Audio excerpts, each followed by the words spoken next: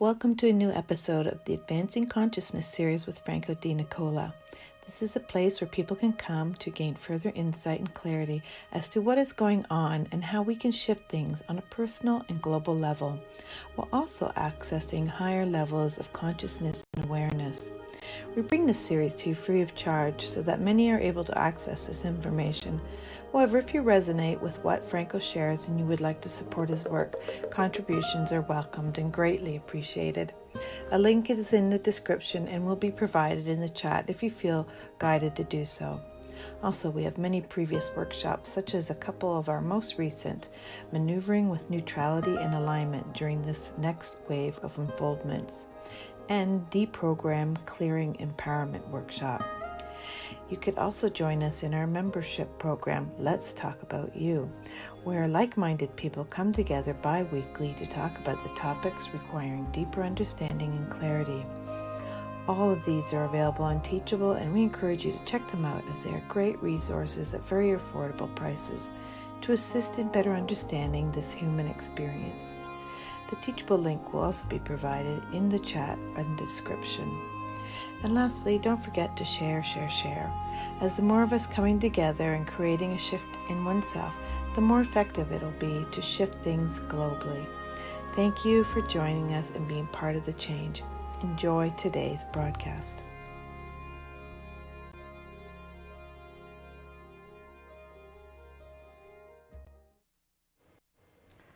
So welcome everybody to another episode of the Advancing Consciousness series. This is your series to advance, expand, grow, and access what you have within you. So here we are, another beautiful day to play. We're looking at episode number 60 today, and we're really going to be looking at how are you responding to the events unfolding? That's an awesome question to ask, because if we ever lacked excitement in life, or lacked in change, or polarity to the extremes that we have been experiencing, I don't think we've ever had what we're dealing with right now. And when I say dealing, I'm not dealing with struggle. I'm looking at what is unfolding for us to have the opportunity to play with it. So that's where we're going to play with today. All right, so just letting you know, we have been having internet interruptions. So if for any reason the transmitting stops, it will be only momentarily. It will come back on. Sometimes it does it more than once before it stabilizes again. We're hoping that it's going to stabilize or remain stable, because it is right now, today, for the whole duration of the episode. So just letting you know. So for all of us here that have come together, for us to reach more people, to impact more people, please share far and wide. If you're on certain platforms that you can subscribe. If you are on platforms you can follow. If you're wanting and feeling that you want to give a thumbs up or a thumbs down at this point in time, do so. If you feel like sharing a comment, do so also. All of this helps to kind of be seen so that we reach more people. The reason I say that is not to be selfish and saying, well, I want to reach a lot more people before me. It's a matter of impacting as many people as possible, because right now what we are going through requires many of us to come together to do it, because this is not solely one individual or another or certain select individuals around the world that makes the difference. We are making the difference. We are the ones in the driver's seat, not only in our personal life and within the different layers of lives that we play in with our immediate playground and playmates, but also from a global perspective. We're driving what we are experiencing on the planet, and we are on the forefront going through a very powerful transformation. So that's the backtrack to the whole thing. So how are you responding with all of the things that are playing out right now? And there's much playing out. Not only is there much playing out, it is somewhat insane to some degree. And right now, we're looking at the 12th of January. We're doing the wrap up of that wave that started on the 12th of December, peaked on the 21st, maintained its peak 22nd, 3rd, and started to win on 24th. We had that other wave that came in on the 6th. We've had one yesterday, actually, on the 11th. We have a new one coming in starting tomorrow. Each of these are very key and instrumental to activate certain components to stimulate. Now, with all of this craziness going in, you can see that not only is there so much going on so quickly, and the polarity is expanding completely, what looks like total illogical way of playing and experiencing each other, and even the accentuation, like you've probably heard me say so many times that we have been living in the inverted matrix. I know people talk about matrix, but there's the inverted matrix, which we've eliminated at this point in time. So we're not any longer being reinforced with the inverted matrix, but we went into, from an organic 3D, we went into an inverted 3D and 2D. The reason I say inverted for all of that is because the whole world was in reverse. What is real is made as a lie. What is made as a lie is made real. Facts that are true facts, true information that is highly beneficial for us in one way or another is made look like something that is a conspiracy theory, or the fact that we have to stop from it coming through. And you've seen it on so many levels, especially the people that are listening right now, or even some of you are new to this and are just starting to put the pieces together that something does not make sense. So we have to realize what we've been living for the last 10,000 years, and we've only started to make some progress in 87 and increased the progress in 2012, or at least into 2013, and now in 2020 that we moved over, and now we're in 2021. So this whole reversal part is what we're still experiencing, because every system, every rule, every idea, concept, what we've taken on as education, as a way of life, was all constructed in that inverted matrix, and everything was backwards. So someone that has great intentions to help humanity, you will notice that even the media and different scenarios that are playing out that would squash them. People coming in with new technologies that would help advance humanity rather than keeping them in an enslaved state are not only taken out of the equation, but they're bashed and called crazy and so forth. And of course, all of this other stuff is coming up. Now, 2021 is disclosure year. There's a lot of focus on that. And what does that mean? That means that we get to see on a larger scale this reversed creation, this reversed focus, this reverse game that we have played. So as it's coming forth, and we are experiencing it very much so, this started a while back, but now it's ramping up, and it's an even more powerful focus this year. You can see that a lot of the things that are playing out, for example, the so-called virus or whatever it is that we are playing with at this time, whatever label they want to put in it, you can see that nothing actually make any sense, but we are taking steps that are completely what can be considered, just for a label, just to give it a name, absolutely nonsensical insanity. You also are seeing many, many puppets or players in the playground. Many of them are, in the extra state, but there are many that are not, that are playing very powerful roles, that are doing everything possible to maintain that old system of that invertedness. Many people have put so much value, so much energy and focus on maintaining that old system because of their investment of time. It's like, it can be shocking, but at the same time liberating for us, where we are now playing that game, we're diving into the game, and we put so much effort, so much time, so much skills are gained in that reversed world. And now finding out that, hey, wait a minute, that's not the way it works. That's not even our true design. Now, I know all of us to some degree, and some much more than others, knew that that was not our true design, our true nature, our true capacities, even the thing that we call human nature. We have not, for the most part, very minimal amount of people have really got in touch with their true human nature.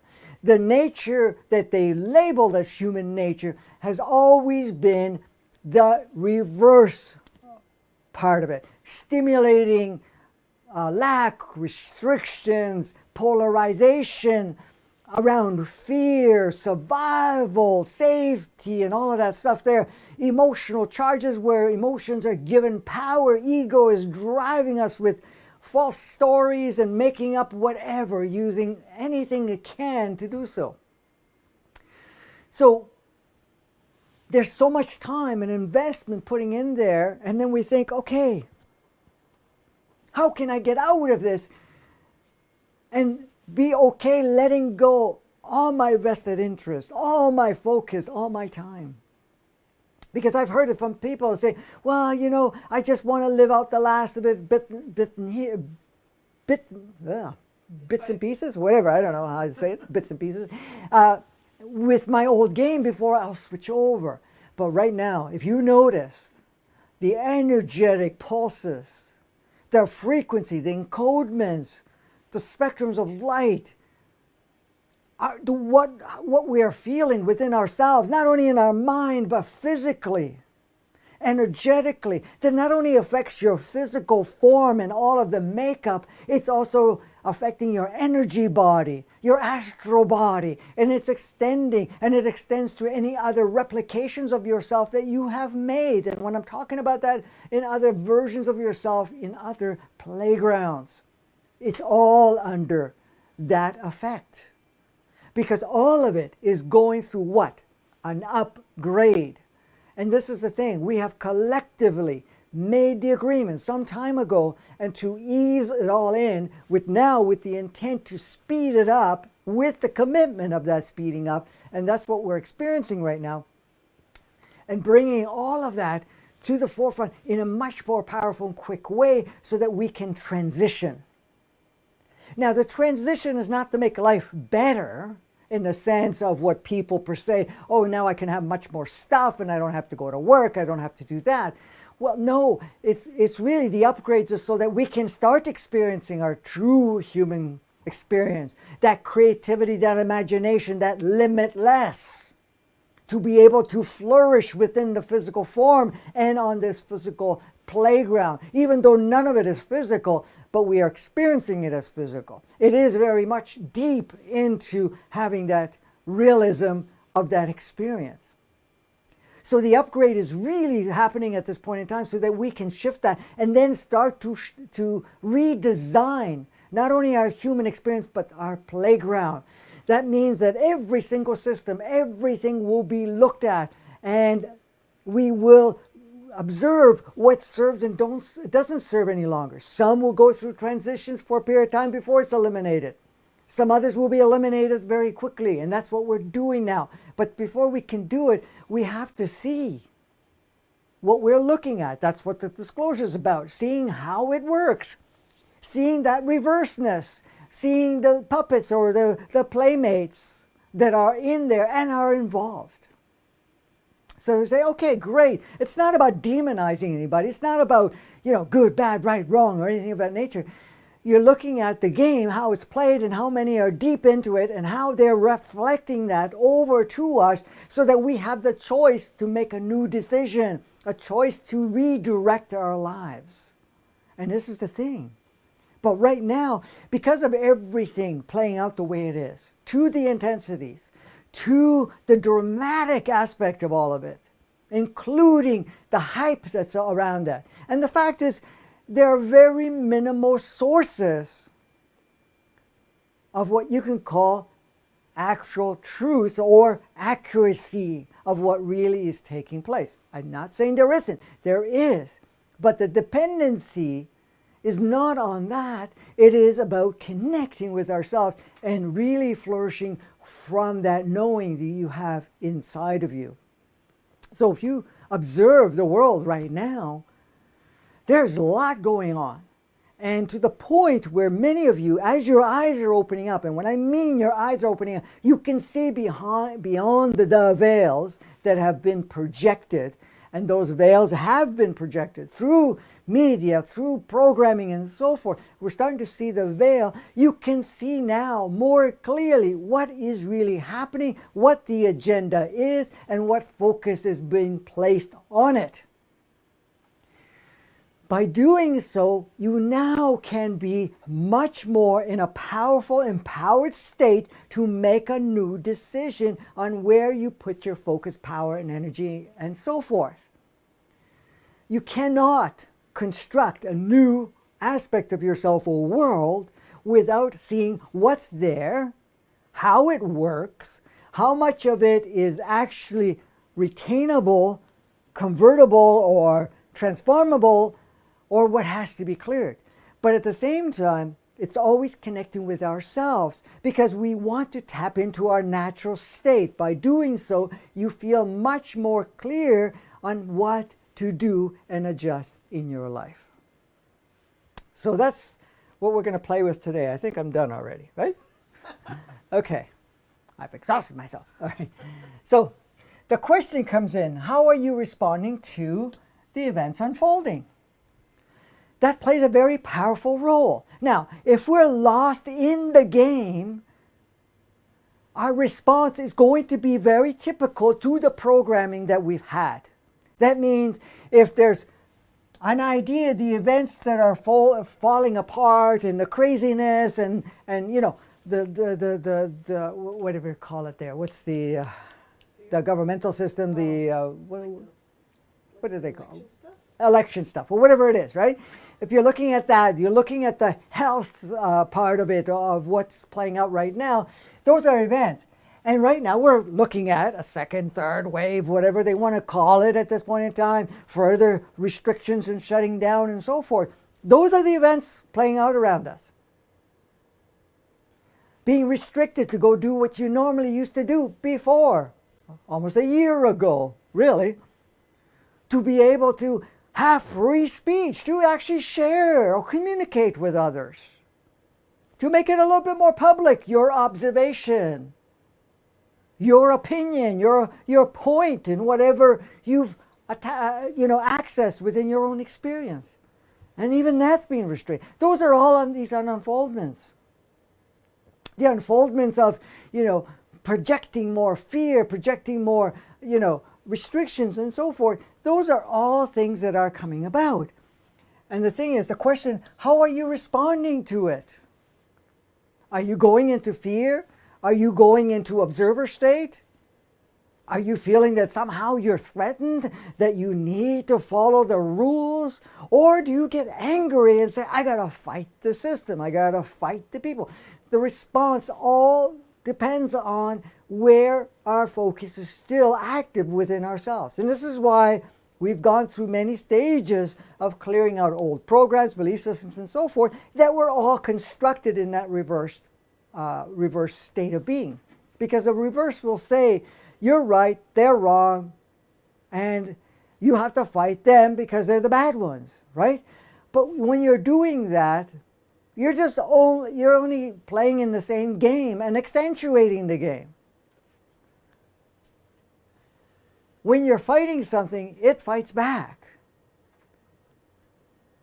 And anyone that's looking for a fight is going to find one. That's kind of how it works. So the reason I brought this up, how are you responding? It's something that you need to observe within yourself. Every time you hear another restriction, to observe, how are you feeling? How are you responding? How are you reacting? Is it bringing up fear? Is it bringing up anger? Is it bringing up a sense of feeling disempowered, victimized, or anything of that nature? Do you respond in reacting, getting crazy, or taking things to the next level of restrictions within yourself, feeling that somehow you have to justify whatever you're doing? These are all responses that we have, but we have to understand our responses comes in from two really main sources. one method of response is the ego. The second is higher self.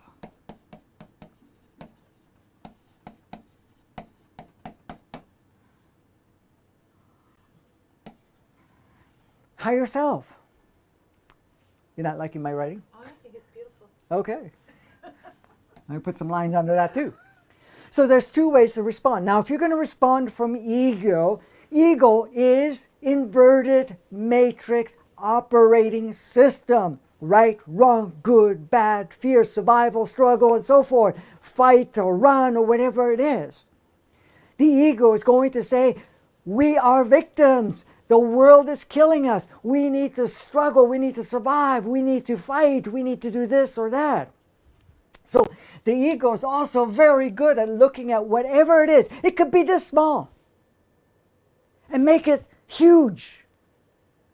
It says, oh, we have a small chance of, like it's saying, there's a, less than a 1% chance that you'll end up dead with this kind of thing going on right now. All the ego's going to say, you're going to die if you get it. You got to be careful. You got to do this. You got to do that. You got to do all of that. It's not saying, well, there's a very slight chance. It's not going to tell you that you actually have an option if you react to it, collect it, experience it, or use it as an exit. It doesn't say any of that. It says, we got to be careful. We got to wear 10 freaking masks. We got to spray that toxic stuff that kills everything everywhere you go. You got to wash your hands until the skin falls off and then put some freaking gloves on. Okay? And then you got to beat up every single person that's not following the rules. And you got to call on your neighbors and say, hey, I see more than one person there. That's what the ego is going to say. The ego is going to say the world is dangerous. I'm going to protect you. We're going to sit in that box, in the corner. It's going to give you shit while you're in the corner because it's saying, I'm bored now. But at the same time, we can't leave. It likes to create what we call hell. This is what people call it anyways. Hell. Hellish experience, whatever it is. Because the purpose of the ego is saying, wait a minute. If you figure it out, and that's part of the disclosure, if you figure it out, that I'm just a freaking software program trying to keep you as small as possible, to keep you in polarized fear so that you can maintain that lower frequency so I can control you and control others. If you figure it out, then I'm obsolete. I can't function. You're not going to be able to feed me. That's what the ego is really looking at. So let's create more and more fear. So for people that are walking around being in fear, survival, struggle, and so forth, this is your main program that's actually doing that. Drilling it over and over and over again. So part of the disclosure is saying, oh, I got it. It's just the operating system that wants to support that inverted world, what we call the inverted matrix, inverted 3D and 2D. Because the moment this has you by the short hairs, okay, it's got you there. I'm making Kimberly laugh here. I can get dramatic. You're making everybody laugh, honey. Okay. All right. So what was I going to say? I don't even remember. What was the last thing? It gets you by the short hairs, the ego, or does it get you by the short hairs? Yes, I was going to say something else after that. I don't recall what it is now. Okay. So when it's got you, okay, then what ends up happening?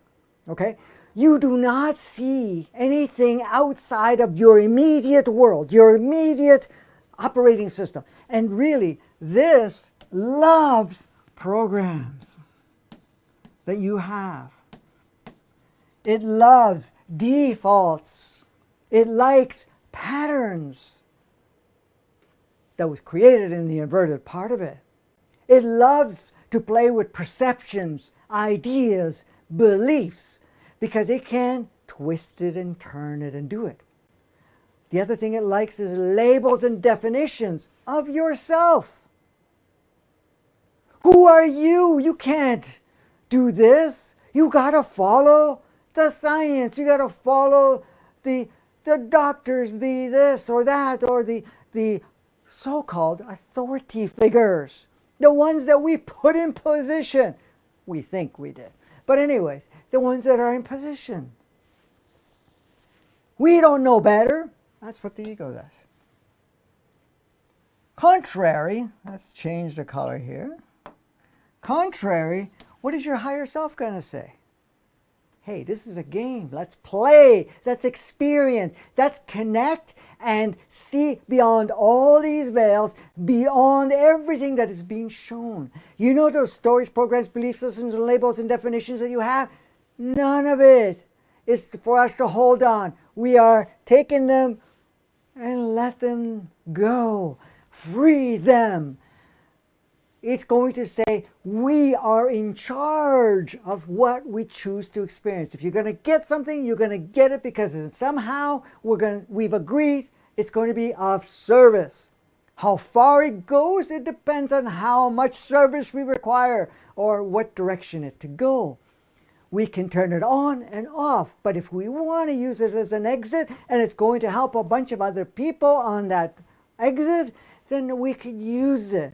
But the thing is, the higher self saying, hey, our mandate is to take this out of the equation, which includes this, wipe out all these programs, wipe out all these stories, belief systems, and perceptions that were created in the inverted world so that we can be in the moment, in the most empowered state with the most clearest state of being so that we can shift, and what we can do is create from that point.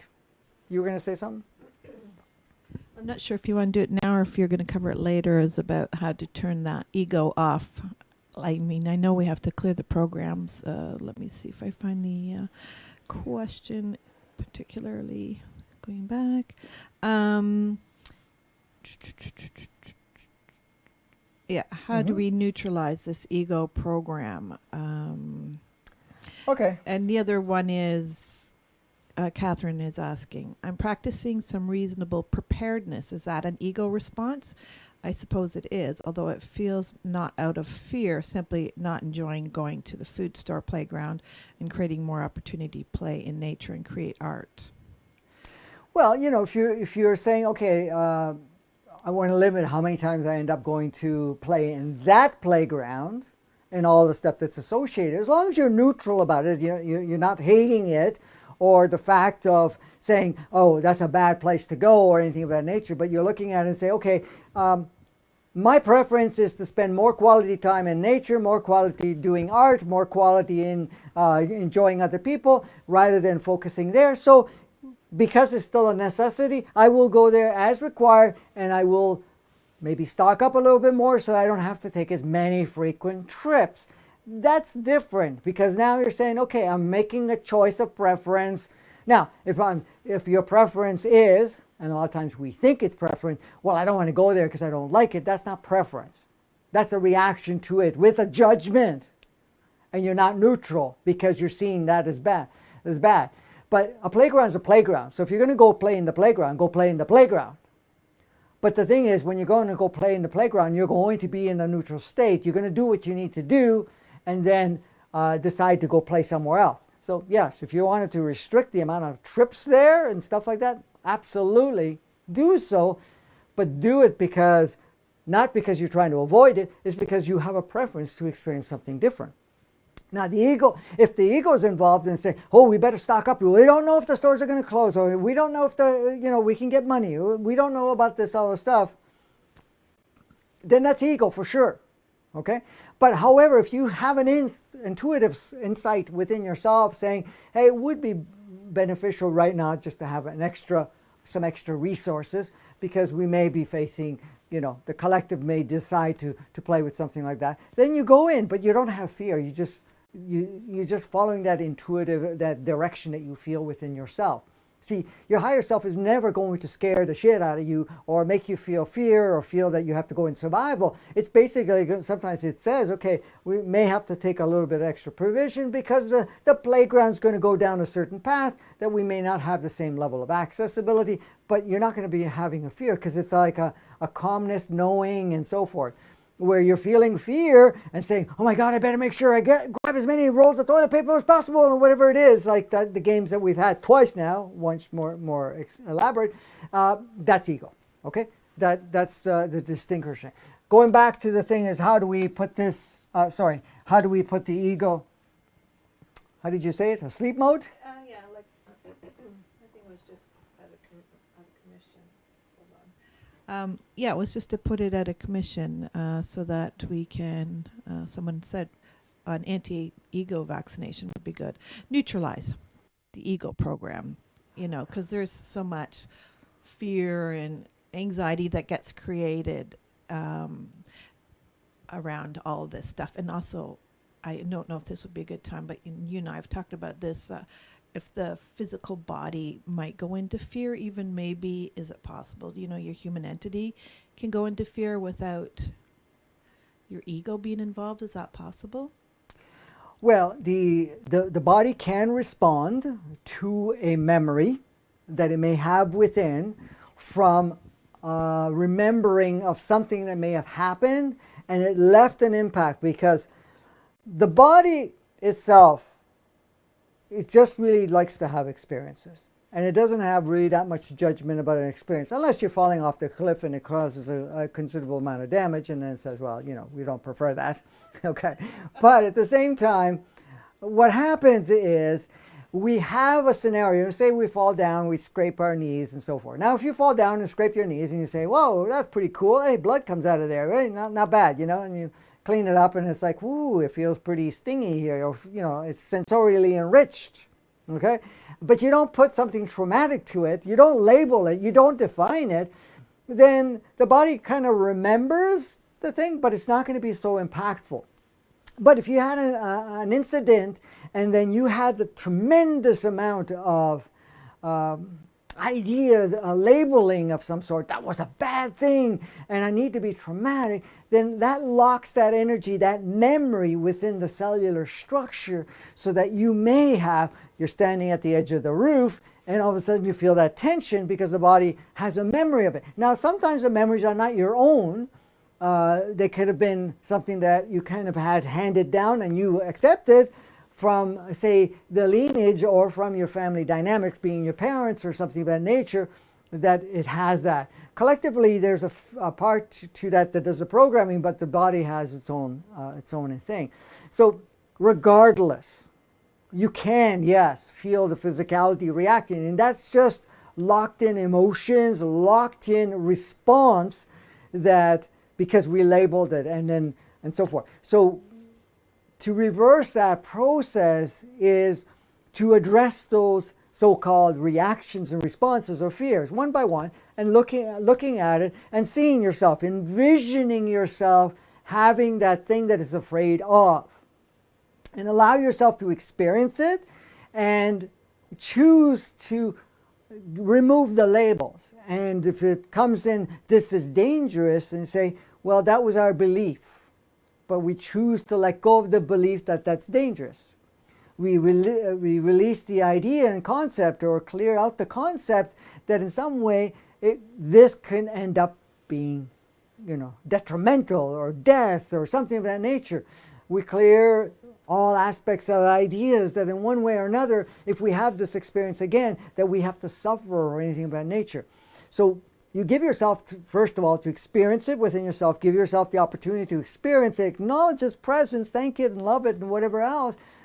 But just say to yourself, we are no longer needing to do that. Now, if you're trying to push it out and say, oh, I don't want this anymore, then it becomes sticky. So it's not going to come off that easily. You may be able to chip some of that. But it's like you have to have love. This is why I say acknowledge its presence. See it.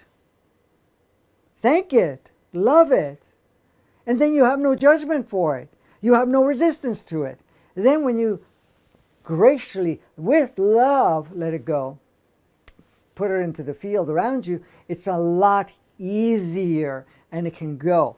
Now, so that's that part of it. So when we're talking about the ego, first and foremost is to recognize it's the ego. How do you recognize the ego? It's the story maker. It's the part that gives you polarity. It's the part that, be careful of this.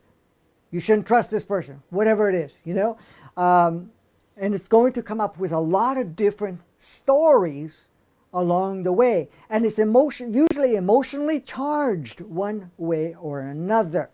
And the other thing is, if you're feeling it intensely, that's usually the ego at this point triggering some reactions and responses that you have within yourself. So first of all, acknowledging it. And each time, and then from acknowledgement, when you see it there, observe its story. Don't get into it. And when I say don't fight that, but just basically observe. Because what happens? When you give attention to a child, to anyone telling you something, and you're just listening without getting lost of what it's trying to tell you in the sense of emotional charge, because listen, as a good observer, and I know I've had to do this in my life working with people, you couldn't get really wrapped up in whatever they were feeling. You could understand it, you can get a sense of it, but then you have to walk them through it so that it's not the same amount of intensity and power given to it as they would be doing so. So do it the same way. See the ego as a child that likes to take tantrums and is a story maker. Acknowledge its presence. Each time it's telling you something, you go back into the observer state. And what is that? That's the part of you that's saying, okay, let me listen to the story. Let me see the story, right? So as it's coming up with the stories, you say, yeah, but that was what it was, and we don't have to play with this any longer. I'm done with this. I love you, I thank you, but thank you for that story. Thank you for whatever, right? The more you acknowledge it, the more you see it, and you say, okay, no longer required, I free you from your responsibility, because you have to understand the ego has a sense of responsibility. Responsibility to take care of you in that inverted world, to tell you how to live that inverted world. It's going to create facades of you, labels of you. I am this, I am that. The moment you say I am this or I am that in the labeling of what we consider the inverted matrix, then we are minimizing not only our capacities, but who we are. We're only tapping into a very small part, because you're not your profession. That is something you chose to play with and express with and utilize to some degree. But it's not you. You are way grander than that. And it's not about going, I am the universe. It's not about that either. It's about knowing that you are here playing different games and having different experiences, and that you are designing all of that, but you're not labeled by it. That way you're in an open field, and you can now play much more freely and utilize any parts of it to the degree it serves you and the collective. You were going to say something. Just if you're having the emotional response and you're tuning into your ego and, identifying that, but should we also not be tuning into how our body feels and where it feels, where you feel it in your body, right? Yes, and would that help with clearing it on a physical, like on the human entity level as well? Yes. See, the human entity uses several resources. The human entity basically itself is it is getting input from the body, but also from the soul. But it's also at this point in time observing what's being experienced in what we call the human experience. Now, of course, all of it was inverted. So when you give yourself the opportunity, like you said, Kimberly, to really identify with those areas of your body and give yourself the opportunity to feel it. It could be pain, it could be discomfort, it can be reactions and so forth. And be present with it. Allow yourself to feel it. Don't push it away or anything like that. Be present with it. You can talk to it. Ask, what are you showing me? What is that you want to show me? What's the message behind it? What's the emotion there? And sometimes it will trigger emotion. It will trigger fear and say, oh, okay, we got fear there. Great. Okay? Give yourself an opportunity to feel the fear that may be involved in that part. A lot of times you may have pain and it's reflecting maybe a resistance of you, or the fact that there's a stimulation for you to move forward, but it's not happening. So it's getting your attention. That's why it's a key to be really present with whatever you're feeling and whatever's coming out, and just ask. I'd like to have some clarity. I want to understand what the message is, what you're telling me, what you're trying to show me, what is there that needs to be addressed. And the addressing means acknowledging its presence and making any adjustments so that we no longer have to hold that energy there. We don't have, some of the practitioners and facilitators at this point in time, sometimes they're working on you and they may, be touching you in certain parts of the body which are very, very sensitive, and then an emotion comes up or a certain memory comes up and so forth. What are they doing? They're actually accessing those locked up emotions and stories, or sometimes, what do you call it? Reactions or something like that, that may be, sometimes body trauma, or it's just basically stored information or a viewpoint of that information.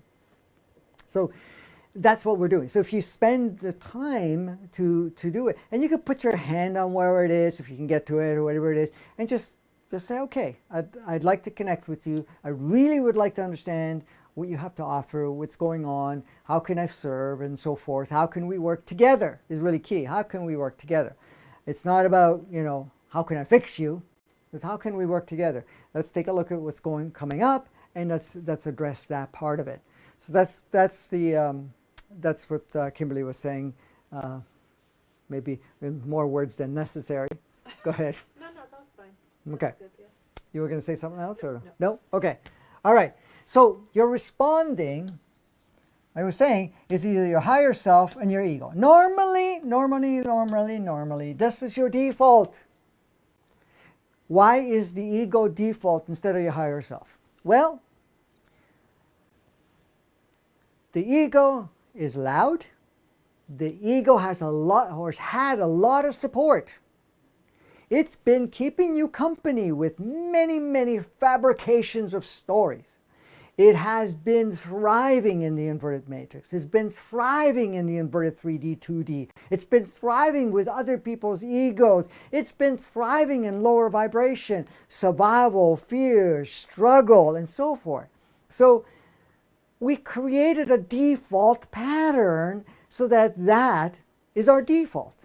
Our default is going to the ego, even though it may not give us the higher aspect of ourselves, but we seem to have done that. So now we're kind of reversing that. So we're shifting away from this and putting it into this. Higher self is not limited, okay? This, I made a big mess here, didn't I?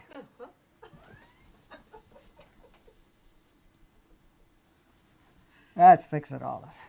Clean her up. See, I like this thing. All right. So, oops, ego and higher self. All right. So the choice we have is between these two. So the shifting is going from this to this. Like I was saying, the ego is software. For anybody that doesn't understand what that is not in a computer world and doesn't own a computer or has never used that word, software is actually a program that actually provides some functionality or service of some sort. So if you go into a program, software, see, the hardware is the equipment. The software is the program that operates the equipment so that it has a specific outcome. So the specific outcome of this software is all to do with the inverted matrix. I'm not going to write it all out. inverted matrix, inverted 3D, 2D. Still haven't mastered my 2D part. Okay, doesn't matter. All right, it's all been designed around that. So that's what this software does. We are the hardware, if you want to call it as that. And we have a computer, a powerful computer, which is part of the hardware. So it takes its instructions from the software. The software is designed to support that inverted matrix. Okay? And it's gotten a lot of support. Don't think education, the mainstream education of all forms, all the information on any form of mainstream beyond the education that we're receiving, movies, whatever, has been perpetuating and supporting this software and the associated way of life within it. That's what it's doing. Don't think that everything that we're exposed to is advancing your higher self. Very minimal it is. Now, of course, it's increasing energetically and otherwise. But everything that we've learned, everything we've experienced is only reinforced and supported this software, which is basically called the ego. It's also known as artificial intelligence. Why is it called artificial? Because it is not our true design. It's not our true operating system. It's also artificial intelligence because it can think. Your ego has lots of capacities. Look at how powerful the stories it can make. It can fragment itself. When I say fragment, it can take positions. It can tell you to do something. It can give you shit while you're doing it. And then it can knock the shit out of you when you've done it. It judges you along the way and judges you immensely when you arrive wherever it's directing you. But it's also giving you shit and it's pushing you, and excuse the language, but to get you to do something, whatever that is. But it's a spiral. It just goes around in circles. So it keeps you in there. So that's the software for this. Okay? So it is a software. Now, the software is no longer being supported to the same degree. So it is losing its power, its capacities, and reinforcement. Because the inverted matrix that was streaming before is no longer. The inverted 3D and 2D is not supported to the same degree, even though we're still playing with it. So it only depends on whatever we have as resources through our different systems, through the media, through education, and so forth, to keep this alive. And what else is it keeping it alive? Playing with each other. And when I say playing with each other, reinforcing ego with ego. And I'm not saying ego and ego fighting, ego complementing each other. Saying, hey, yeah, we got to be careful. We got to do this. Let's get together. We got to do this and this and this. But it's still reflecting that. When it comes to your higher self, it's a whole different ballgame. Where's it getting its sources from? Well, first, the body. Body, well, what does it know? It knows a lot. First of all, the body is an extension of Gaia, the extension of creation. It is a powerful vehicle. Tremendous capacities it has. And it has innate consciousness. That means it's continued to evolve regardless of everything opposite that we've experienced. It has continued to evolve. It has continued to learn. It has a consciousness in it. It has an awareness to it. It knows how to play the game. Beyond all the locked in, stuff that's been locked in when the ego said, oh, pain equals this. So the body itself is communicating and it has elevated itself such more powerfully. This is why we're feeling a lot of things that we're feeling. This is why we feel guided to make changes in what we consume, what we expose ourselves to, because the innate consciousness is coming up more to the forefront and say, hey, we need to align. We need to work together. So your higher self is made up of body innate consciousness. we have human entity. Should I write that down?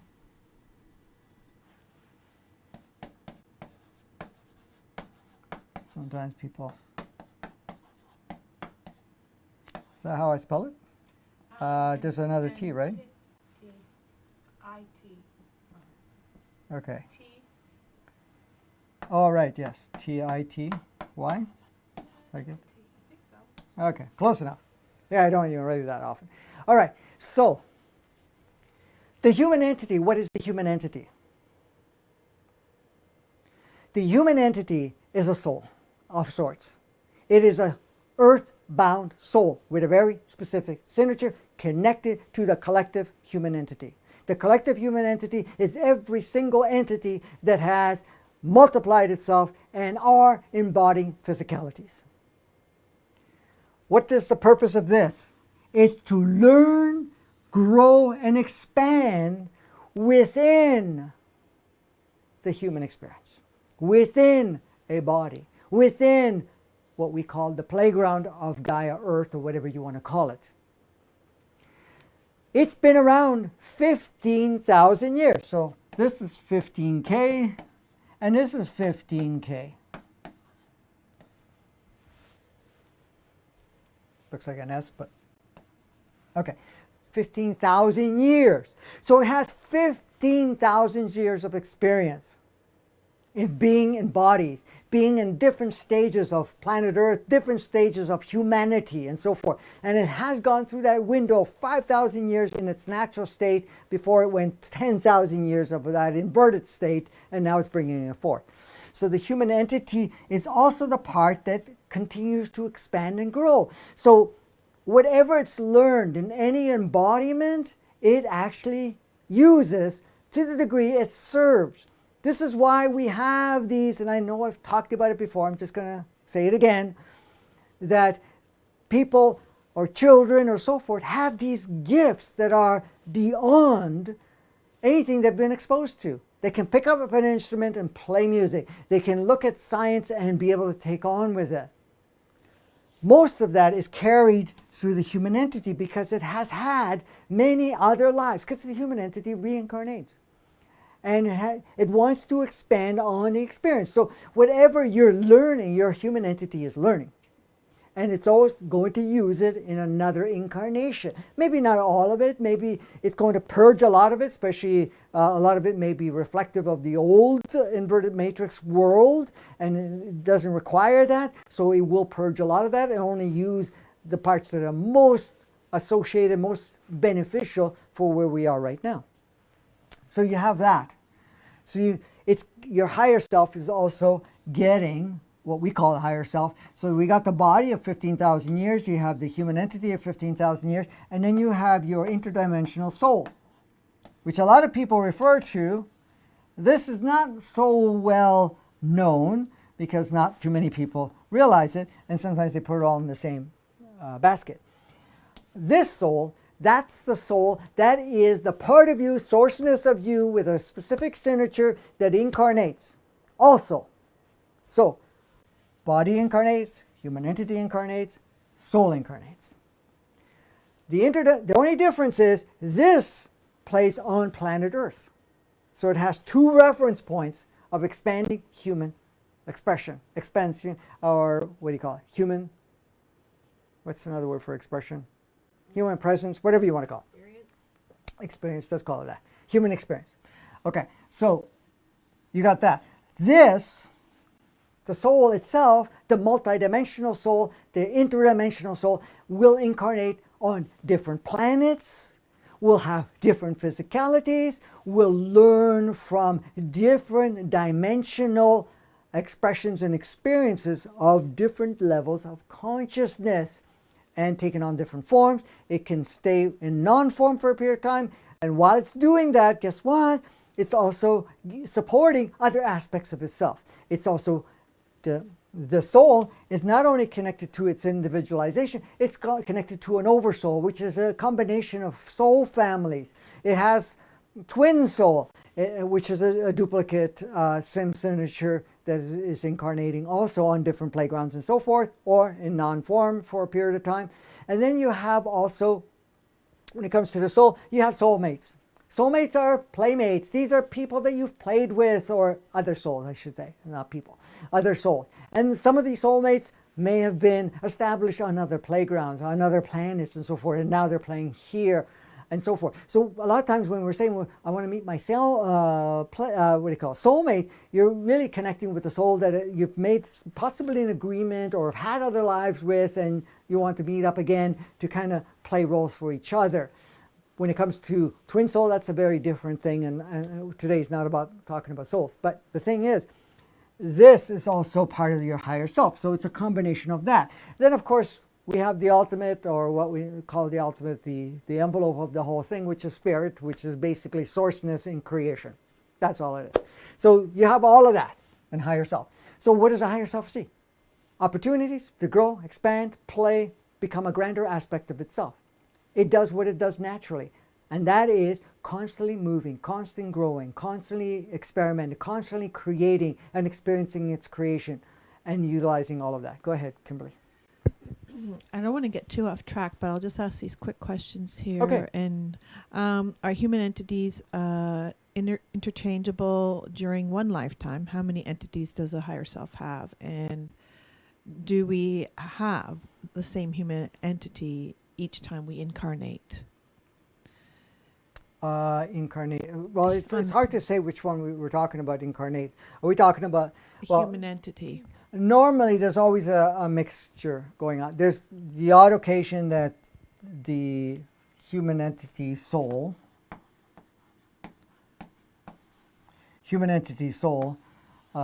connecting with that soul, it doesn't happen too often. And then the human entity usually does not connect with the same body and make the same choices in regards to the family dynamics. The reason is to create differences, newness, because the thing is, each part of this is learning. Okay? The body advances because it gets a different human entity. Same thing with the soul. Now, with the changes that we're going in right now, there have been some soul swapping, souls leaving and other souls dropping in.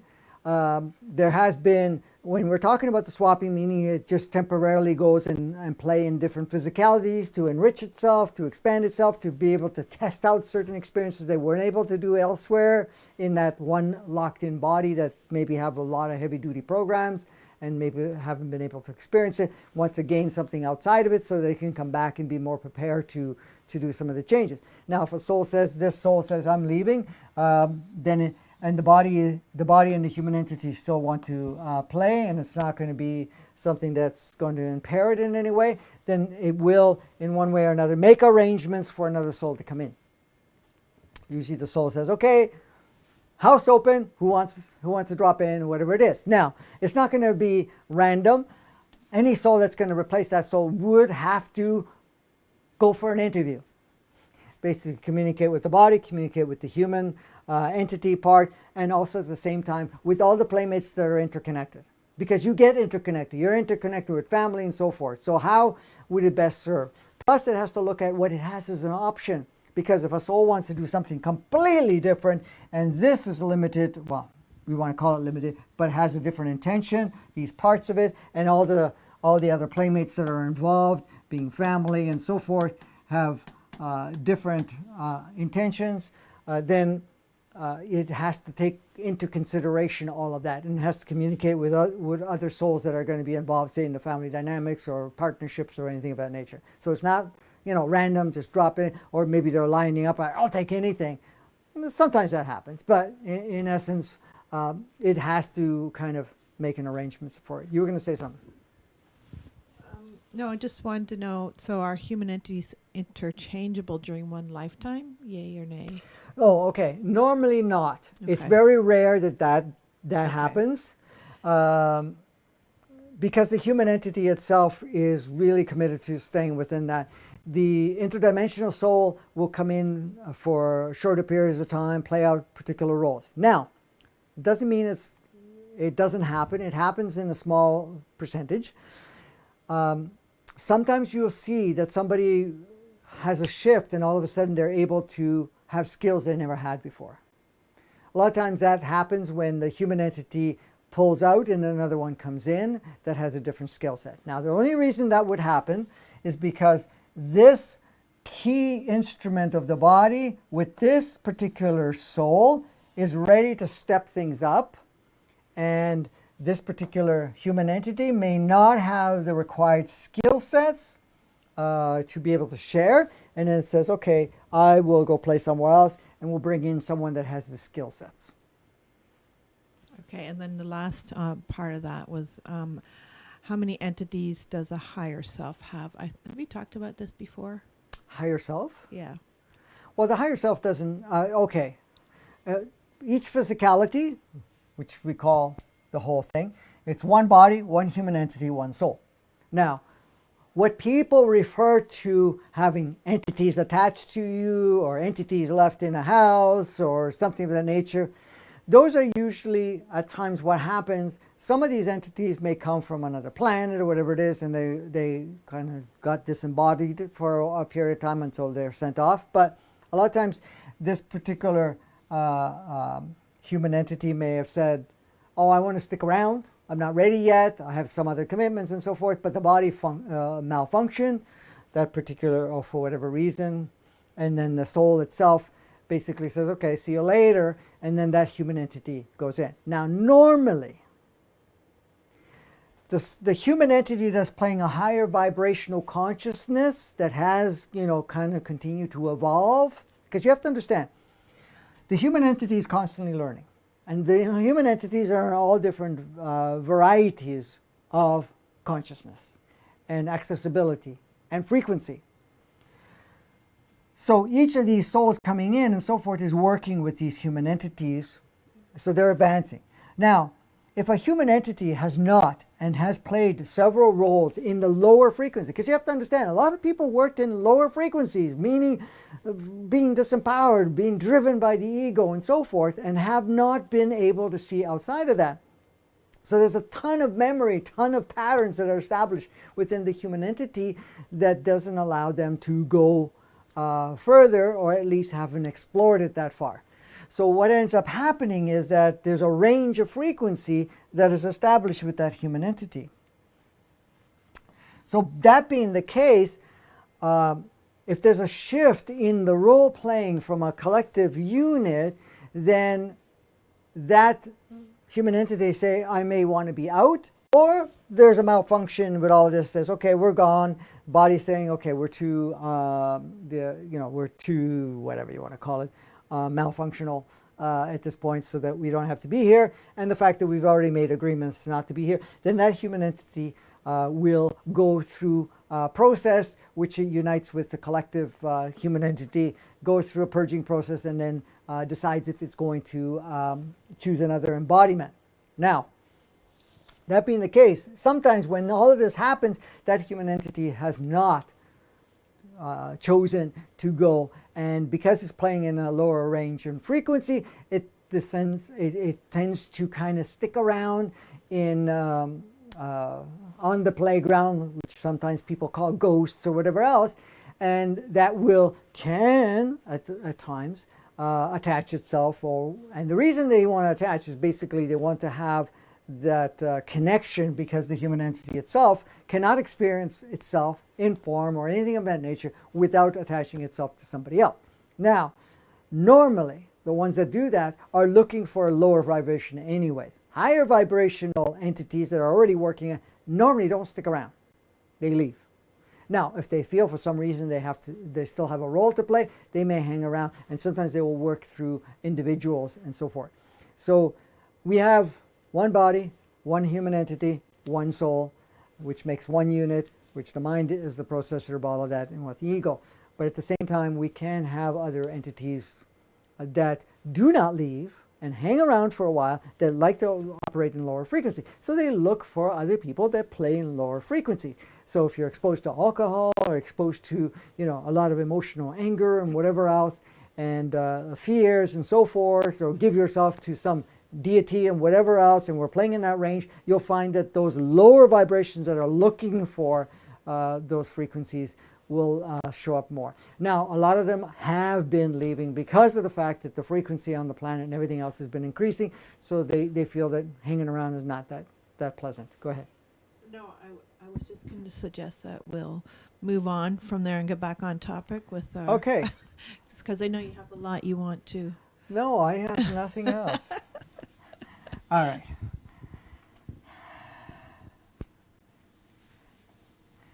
I was just going to say, okay, guys, it's a wrap up. But now you're telling me I have a lot more, so I better perform. I don't want to get into shit. Okay. I think we're covered, Dan. Good. Okay. So how you're responding to the events unfolding. So when it comes to back to those two points there, we have the choice. It's either the ego or higher self. And the reason I pointed out all of that stuff with the higher self part was that is a much more powerful resource, even though the ego will make it look like that you have way more support than to play in that playground rather than the other playground, which is governed by or at least directed by the higher self. Okay, so that's a lot of this stuff I already probably covered already, but we'll just say. All right. So the very first one we want to play with, if you've ever felt that you were living in a science fiction movie, somewhat like the Twilight Zone. I don't know how many people are familiar with the Twilight Zone. It's been a long time that's been on. So if you're very familiar with it, either you watch the reruns or the fact that you're kind of have a few years under your belt. This would be one that would stand out for you. How many of you have been feeling, is this really real? Am I in an alternate reality? Am I in this totally inverted world? Are people going absolutely crazy? Whatever you want to call it, right? So,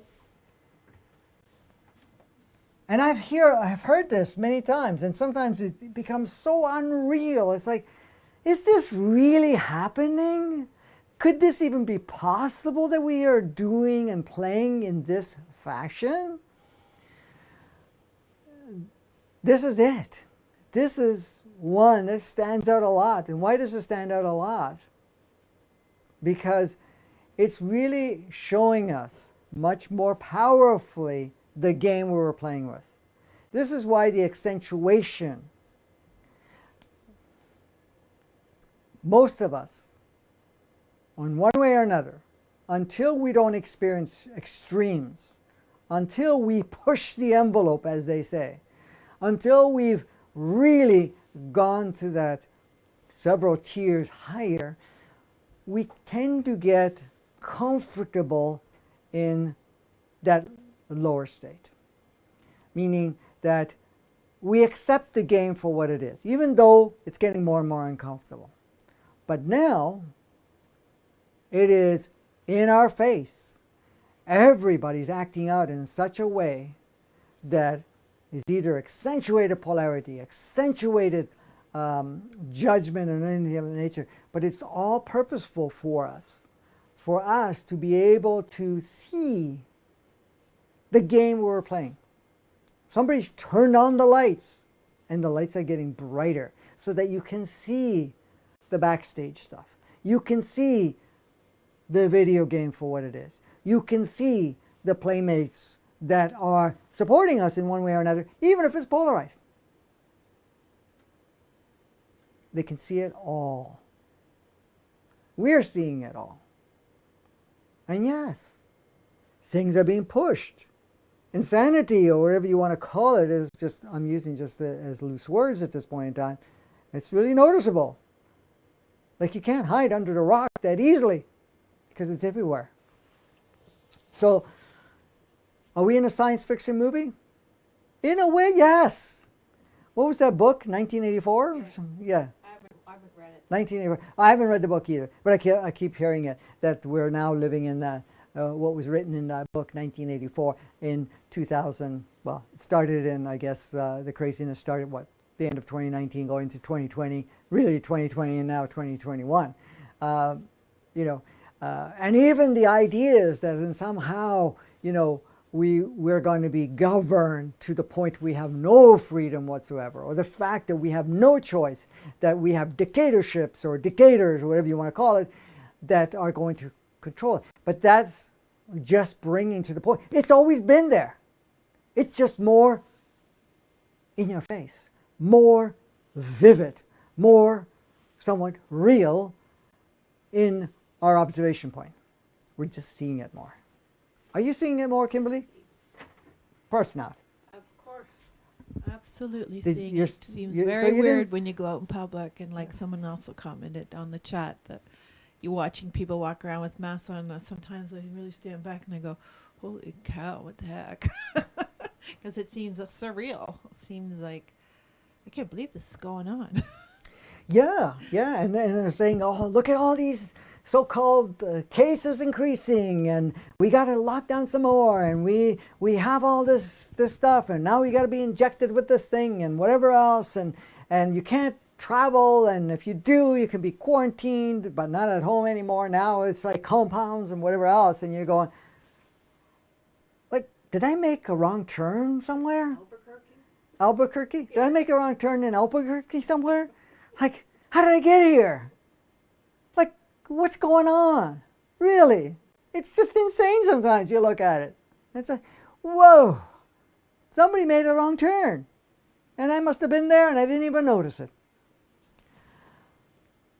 No, we made the right turn.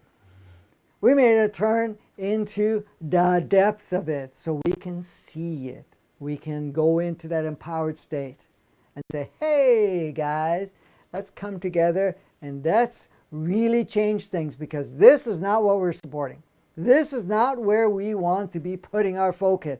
We are no longer building our world around this or around certain individuals, because you see, there are people in so-called government, authority positions, or heads of huge corporations or whatever it may be, and feeling that they have power over us. We have led to believe that, and the ego was really good at that to support the backup part. But that's not the thing, and this is why we're seeing what we're seeing. So there is so much taking place with such extremes that it may seem somewhat unreal. Have you ever felt that it's unreal? Yeah, big time. Unreal, and that we are in a crazy and intense dream that we're waiting to wake up from.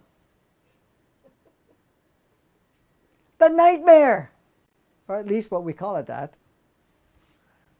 You know how many times I hear that? Like, I want to wake up, get me out of this thing. I'm in this dream. It's so unreal, this dream. It's disturbing too. Now, you have to understand, the disturbing part is ego. Because if you love the dream and you love the whole experience within the dream, then you can actually go into lucid dreaming and you redesign all parts of it. So yes, more than ever before, we are playing with such extremes. We're breaking the unrealism level. Okay? The reason it feels unreal, because it's always been unreal. We're just seeing it more. And it's being pushed harder and harder so that we can say, what do we choose to create as real? Go ahead, Kimberly. I was just going to say, it really seems so much more unreal, I think, because within us we know that that is not even close to our natural state of being. Perfect. And Yeah. so it's like the more it gets, the further it gets away from who we truly are, our authentic selves, the more unreal and crazy it appears to be. It's almost like, then it's like you're not even capable. It's like you can't engage in it the same once you become aware. And yeah, it's just Yeah, very exactly. interesting. Exactly. And that's the thing. You said a good point. Once you become aware, you don't engage in it anymore. The dream is now your putty to reshape. and you start reshaping yourself, your life, personally, your life around you, who you play and don't play, where you put your focus, don't focus, and then start using your imagination, creativity to create something completely different, which you are part of in instigating and also being the shaper of all of that.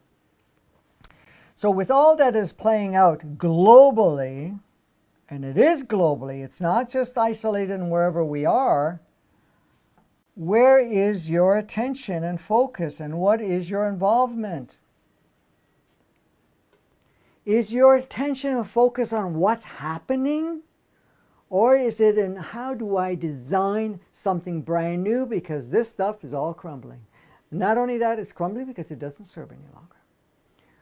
What is our involvement? Because what happens is, because we hear what we hear through the mainstream, through whatever other people were communicating, if we put our focus, oh my God, what's happening? Or the fact that even the so-called light workers, and I'm here not to bash them but you have to understand, if you're giving a lot of attention and power around good, bad, right, wrong, evil, good, and all that stuff, you are not on a full spectrum.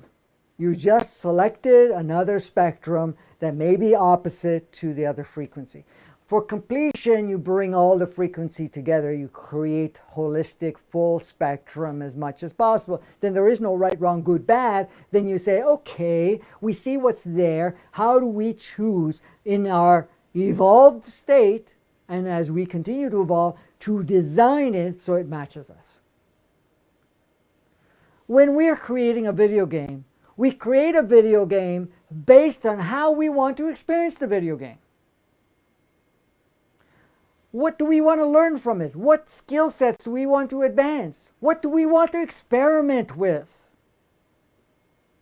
It's not like you create a video game just to get lost in the video game. Yes, you can get lost while you're playing it, but you have an intent when you design it. And if you're not designing it when you buy it, oh, I want to play this game because I think it's going to give me some thrills, and it's going to give me opportunity to hone up my skills, and I can improve my motor skills, or whatever you want to call it. It's the same thing here. But the game is an open platform. I think they call it something. I can't remember. There's a name for it in the computer world. Probably Chayton may know. When it's an open platform where you're able to go in and tweak it. And that's where we're at right now. Even all the lock codes have been unlocked. So we can tweak it much, much more easily than ever before. I'm sure somebody will clarify that part. So the thing is, we're seeing what's going on.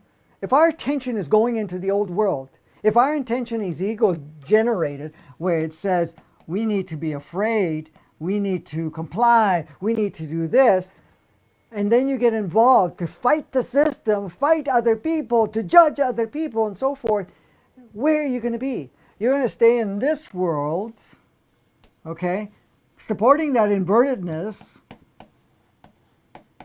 inverted part, and everything that's associated with it. Go ahead. Oh, the what you were looking for was open source. Open source, thank you. Who was that? Peter. Peter? Peter and Okay. Thank you, Boda. Peter. And Two people. Boda. two people. Okay. Thank you for the open source part. Okay. So open source. So as long as we're getting involved to fight the system, fight whatever, and we're putting a lot of attention in there, then you're not going to be building anew. You're not looking at other options. Now you could say, well, if things are bad, we're going to find other options. Well, don't see it as bad. Seeing that it's something we've outgrown, see it as something that we are choosing to evolve from, and say, okay, let me create something new. Because when you're creating a solution, it is limited. When you're creating a whole new experience, it's much more expansive. It uses more of your resources and capabilities. Big difference between finding a solution and creating something brand new and expansive. Because solutions, at this point in time, may be a starting point. But for you to look for a solution, it's saying, there's something wrong with this experience. Now I got to solve the experience. Rather than saying, I see this experience. I've had my blast with it. I am now seeing that I choose to create something completely brand new. Unless you are choosing to support that. For example, you got your video game and it starts to malfunction. You're going to go in, okay, it's not working properly. So I'm going to go in there and find a solution so that the game still works the way it was working. Maybe I can tweak it too at the same time, but you want to play in that game. But if you're at a point where, and this is where we're at right now, that game no longer matches us, no longer matches where we are personally going, collectively going, within also the collective of the solar system, the collective of our galaxy at this point in time, and universe, then you're going to say, well, we're going to design something completely brand new, tapping into new resources that we haven't even imagined yet or haven't accessed yet. That's the difference. So if you're putting a lot of focus in the old world and you get involved in fighting that system, it's going to keep you restricted. That's it, basically. Does that make sense, Miss Kimberly? All right, come on, come on. There we go. All right, let's bring the other one in. Okay. It is something, it is something to play with, to pay attention. Something to pay attention to for it can provide you with some unique opportunity for changing things. If you pay attention, okay? If you pay attention where your focus is, where your energies are, where you are polarizing it, where you are engaged in something that does not match for you. If you pay attention to that, your attention in around that, it will provide you a unique opportunity for changing things. Oh, okay. I'm noticing where my focus, attention, and involvement is right now. How does that feel? How does that resonate? I'm not talking about the feeling of emotional reaction. I'm talking about from an internal feeling. This is in alignment, this is not. This is in resonance, this is not. Okay? And when I say that, that's only the resonance of being resonance and not is really just, does this align, is this supportive to what I am emerging and growing into? Okay? So if you pay attention, you can spot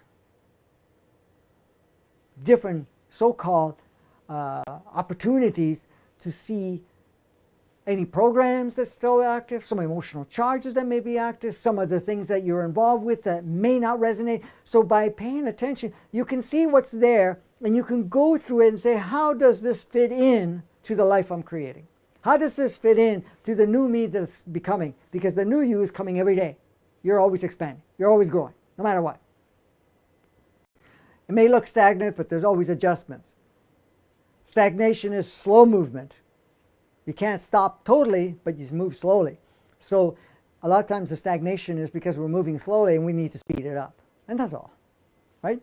So if you're paying attention to it, it gives you the opportunity to change things, adjust things, and redirect things for yourself. And, of course, through the different levels of collective, being your immediate family dynamics, partners, whoever, to your work environment, to the collective on the planet, or first the community, and then wherever you are in the country, and so forth. So that's why I said observer. It's really to pay attention, to look at it and say, okay, so if you have emotional reactions, charges, and resistance and stuff like that, you want to look at it. Say, okay, let me take a look at it. When you take a look at it, don't, I got to fix this. No. You don't go there because that's going to make it difficult. And it also restricts you to what you have access. Let me look at it. Wow, okay, this is an interesting experience. See it as always interesting.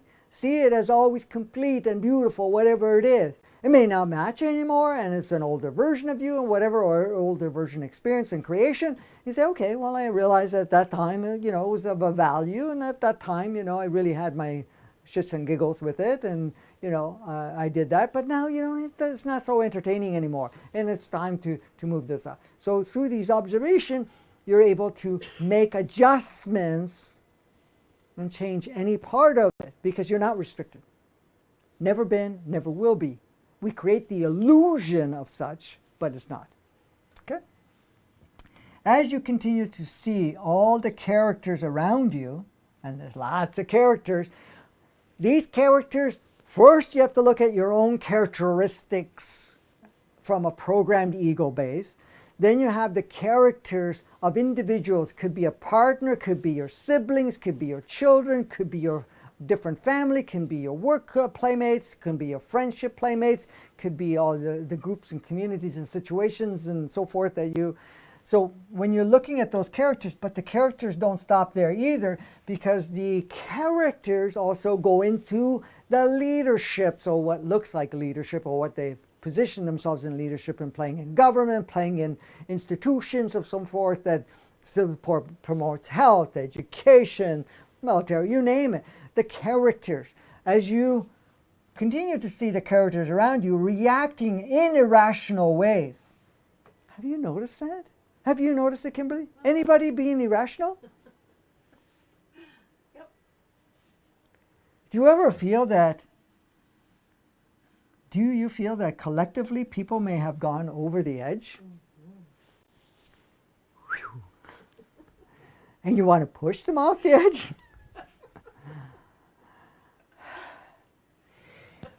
We're all noticing very powerfully what's happening right now. We're seeing leadership, position, people really being totally rational. Even the so-called authority figures. Well, we're the experts. We're this, we're that. Even the ones that don't even take that role, that are just positioned in playing a particular role. What are you noticing? It's almost like, does anybody actually able to think, see, observe, research, discover any of that? Or are they just reacting, responding to how they've been conditioned and programmed through this software and what the software that has been reinforced through all of the exposures we've had? So you can ask yourself, have people gone over the edge? It certainly looks so. But what is it? It's called accentuation of irrationality or disconnect to our true self, creating a reality that is expansive and growing. So they're reacting. Look at what's happening, what happened to the governmental levels, wherever you are. The medical experts, the science experts, they're all self-deemed. Most of them don't know much of anything except they're regurgitating what they've been taught, and they don't even question anything. When you see those irrationalities, what are the signs? It's time to look. As that light flashes, hey, it's time to see, look. You put too much reliance on us. You depended on us to tell you how to live your life. It's time to take the training wheels off. It's time to let go and flourish as the essence you are. Now, of course, the irrationality is making your world smaller and dictating it that way. But the moment we say, hey, we're not going there, we're going to move forward, we're going to expand in a powerful way, then guess what? They've done their job. The irrationality is, hey, it's time to power ourselves. Over the edge? Meaning that it goes beyond irrationality to the point of insanity, or what we call it. Let's call it that for just playing with the words. To the point is like nothing is making sense. So that we say, okay, we're not going to put any more power here. We're going to take it back. We're going to observe. We're going to see and connect with ourselves and decide how we are going to move collectively. How do I redesign myself, all the playmates around me, and our global playground we call Earth, Gaia, in the human whole experience. So we're going to still push some people off the edge. Sometimes that happens for people, and I don't mean edge in the literal point, but the edge meaning feeling that they're absolutely going crazy. How many of us have gone through that? Totally crazy. And then we finally surrender. And what surrendering means? Surrendering means letting go of what we've attached ourselves, defined ourselves, and labeled ourselves by. That's what we let go of. That's what we surrender to. We're not surrendering to. We're surrendering our attachments, our stories, programs, and beliefs. That makes sense, Kimberly? Absolutely, honey. Okay, absolute, she says. In this seemingly chaotic time, is it really chaotic? Does it look like it's chaotic? Yeah. Huh. Really? Okay. It seems a bit chaotic. A little bit. A little Just bit a bit. crazy. Okay. In this seemingly chaotic time, are you seeing an excellent opportunity for massive advancement? Ask yourself the question. In what seems so chaotic right now, are you seeing an excellent opportunity to massive advance, or that it's over and we are in destruct mode? It's the end times. We're going to burn. It's end of the human experience.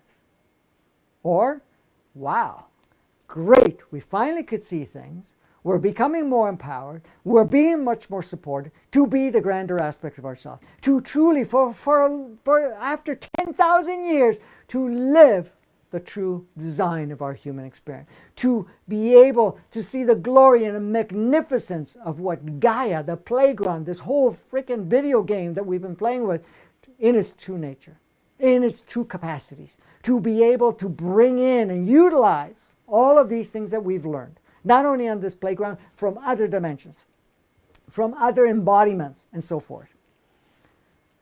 Those are the two options. Do I see massive advancements, or do I see it's over? A lot of people are going to feel destruction's over. I'm going to feel that there's some return of some deity that's going to make it all right or wipe everybody out. Okay, I screwed up. I'm not taking responsibility. I'm just going to wipe out and redesign it again. Or, hey, it's your choice.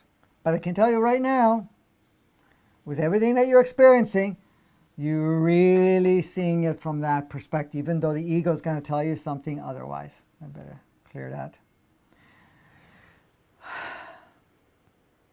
The chaos is to stir things up. The chaos is to put our attention on whatever's there, to be able to see things more clearly.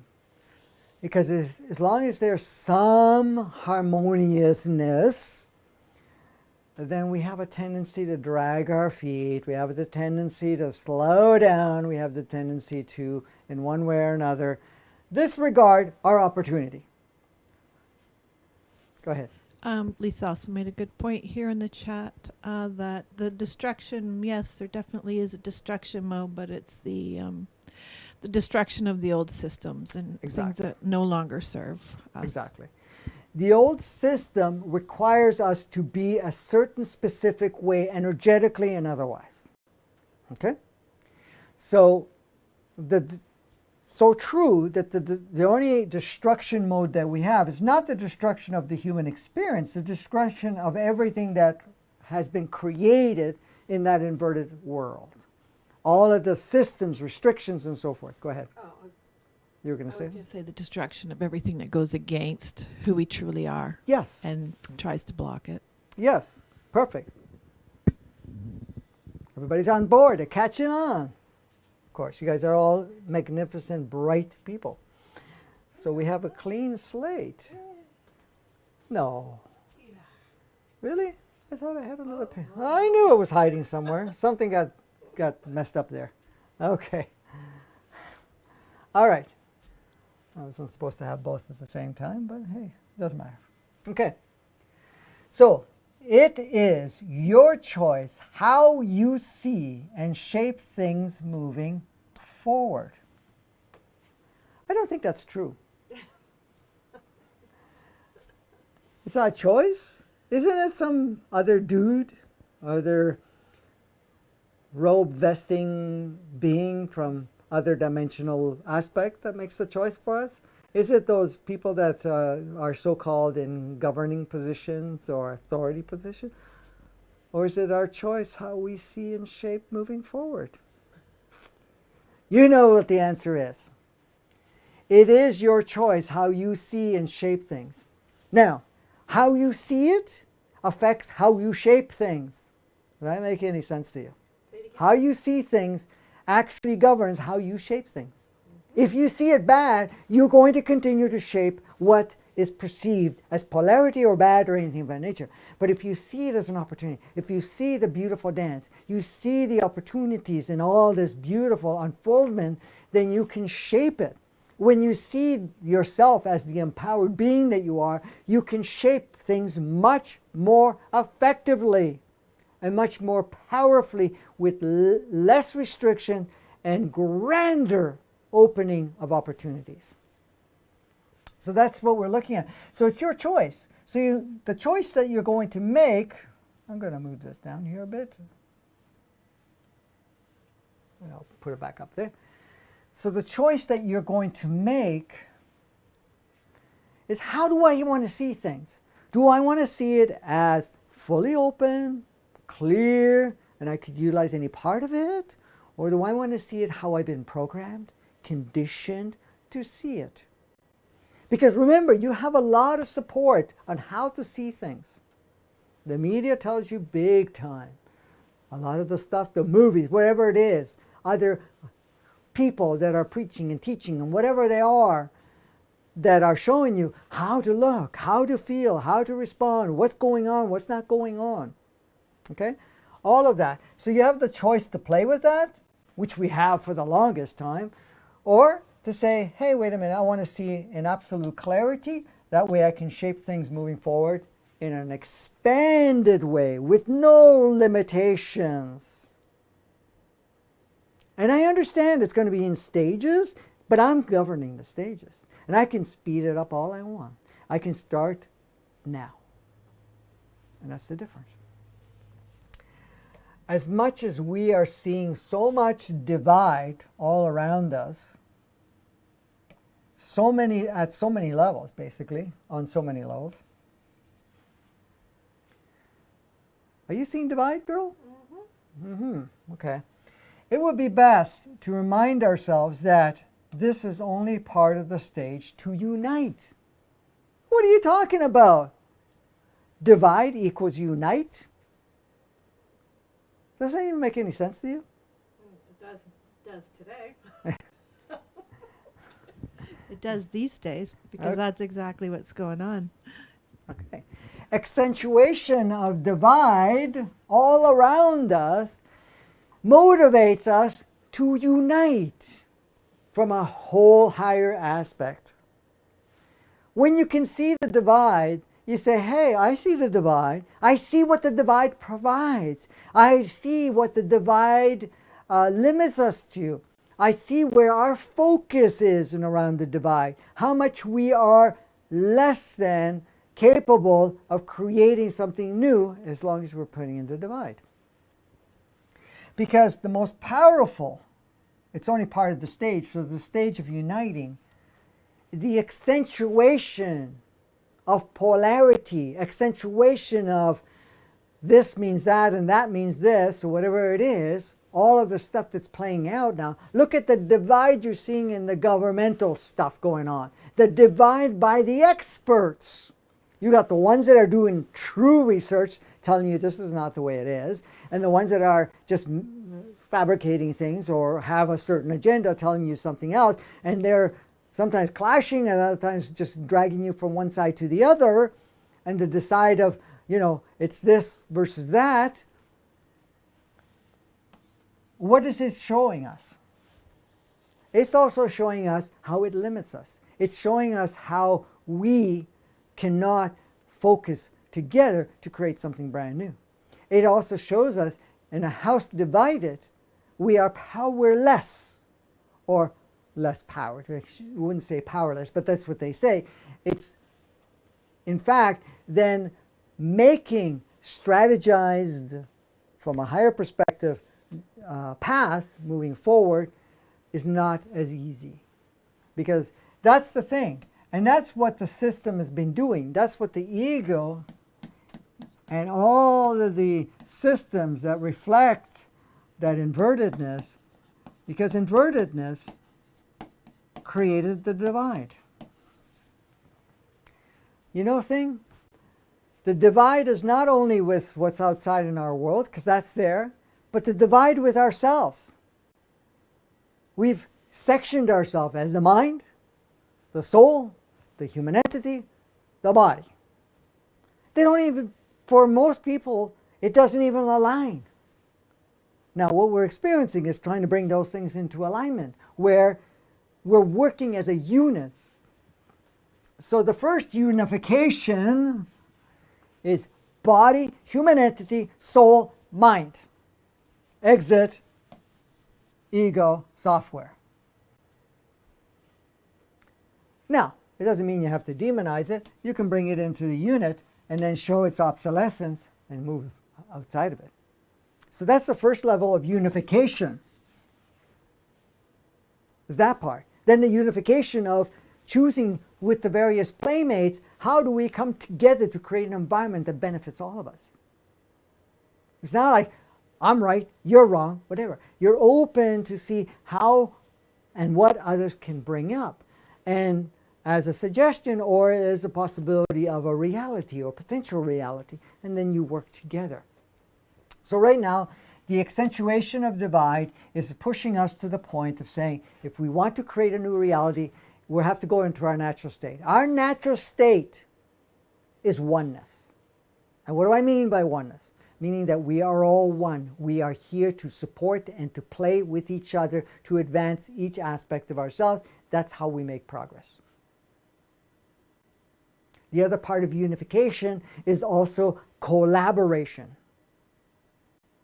Collaborating together, to work together, to create an environment that is supportive for all of us. It's not about elites and, you know, when we see that whole triangle thing, you know, the majority of people here, and there's all these different levels and saying, well, okay, these are the superstars right here. That was in that inverted world, okay? That is in the separation, because this is separation.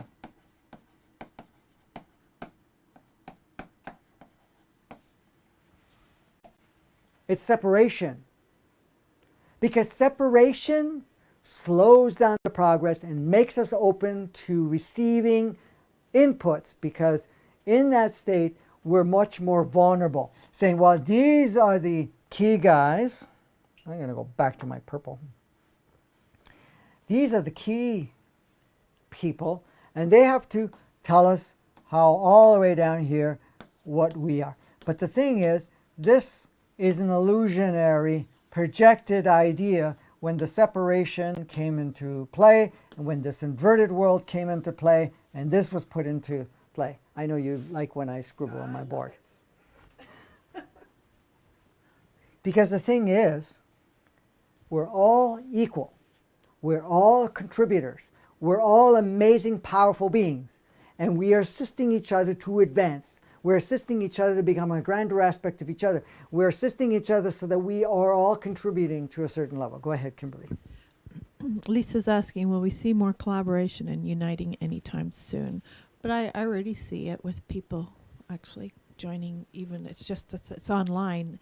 We haven't been able to do it physically, but there's lots of communities coming together and people coming together and people trying to make changes and are making plans to make changes. Mm-hmm.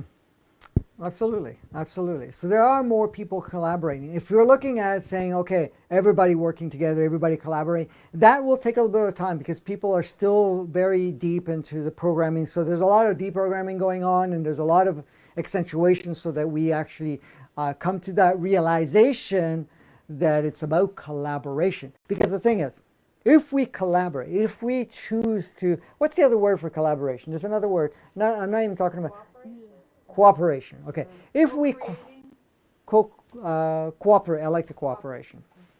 Okay.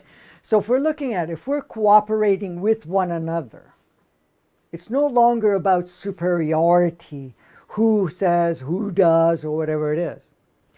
That means whatever skill sets anyone has, if everybody's sharing to work together. For imagine, if you take all of the technologies that already exist, the technologies that have not even been expressed yet, that are still suppressed, if you take all of the different levels of knowledge and experience, and we start to work together without saying, this is mine and that's yours, if you start working that way,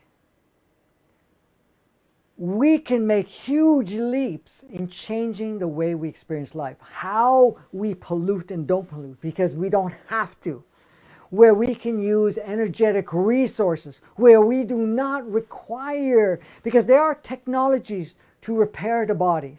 There are technologies to create an environment that does not enslave us and will provide whatever services that are really needed, not the ones that are superimposed or the ones that we've been convinced that we need. There's different advancements, not only self-realization and so forth, but also, look at it this way. How much of the technologies is used as weaponry? How much of this nano stuff, instead of creating something that is beneficial for humanity, is done to do the opposite?